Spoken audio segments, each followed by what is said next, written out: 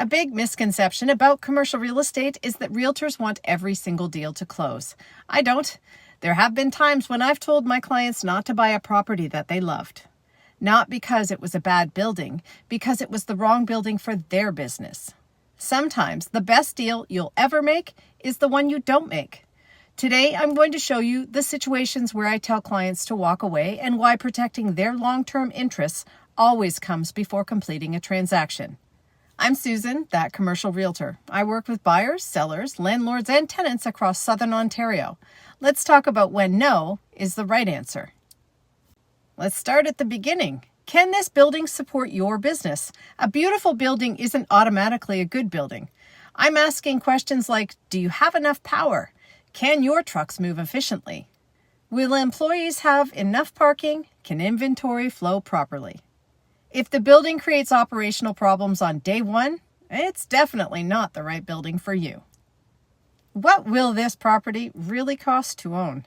The purchase price is only one number. I'm looking at taxes, insurance, expected maintenance, deferred capital improvements, future repairs, operating costs, financing. I want clients making decisions based on the full picture, not just the listing price. Will this building still work 5 years from now? Businesses change. They hire, expand, operations evolve. The question isn't whether the building works just for today, it's whether it's still going to work for the business when it becomes more successful. If I think my client will outgrow the building too quickly, we'll probably keep looking. What risks aren't obvious? Sometimes the biggest problems aren't visible during the showing. Environmental concerns, older mechanical systems, limited servicing, restrictive zoning, access issues. These aren't automatic deal breakers. They're simply questions that deserve answers before anyone commits. Location. Is this location helping the business? I'm not just looking at the address. I'm thinking about employees, customers, suppliers, shipping routes, future development. The right location should make running the business easier. Emotions. Are we making a business decision or an emotional one? This is probably the hardest conversation. Sometimes a client falls in love with a building, and that's understandable. Commercial real estate can be exciting. My role is to bring the conversation back to business. Does it make financial sense? Does it support your operation? Does it fit the long-term strategy? If the answers aren't there, emotion shouldn't make that decision. If we don't buy this building, what happens? That's my favorite question. People often feel like they'll never find another property. In commercial real estate, another opportunity almost always comes along. Walking away isn't failing.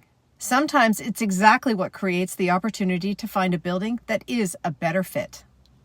Did you notice something? None of those questions are really about the building. They're about the business. The right commercial property isn't the one with the nicest finishes. It's the one that supports your business today and gives you room to grow tomorrow.